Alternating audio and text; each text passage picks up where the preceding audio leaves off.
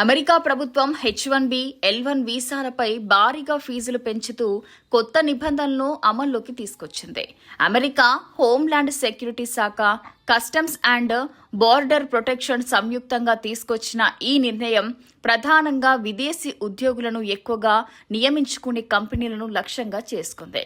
కొత్త నిబంధనల ప్రకారం అమెరికాలో 50 మందికి పైగా ఉద్యోగులున్న కంపెనీలో సగానికి మించి H1B లేదా L1 వీసాదారులు ఉంటే అదనపు ఫీజు తప్పనిసరి. ఇప్పటి వరకు H1B పై $4,000, L1 పై $4,500గా ఉన్న ఫీజులు ఇకపై మరింత పెరగనున్నాయి. ఈ నిర్ణయం ప్రభావం భారతీయ ఐటీ కంపెనీలనైన TCS, Infosys, Wipro, HCL, tech Mahindra వంటి సంస్థలపై ఎక్కువగా పడే అవకాశం ఉంది. అమెరికాలో H1B వీసాదారుల్లో అత్యధికులు భారతీయులే కావడం వల్ల భారత ఐటీ రంగంపై కూడా దీని ప్రభావం కనిపించనుంది. అమెరికా ప్రభుత్వం ఈ నిర్ణయాన్ని దేశీయ ఉద్యోగాలకు ప్రాధాన్యం ఇవ్వడం, విదేశీ ఉద్యోగులపై ఆధారపడటాన్ని తగ్గించడమే లక్ష్యంగా తీసుకొచ్చినట్లు చెబుతోంది.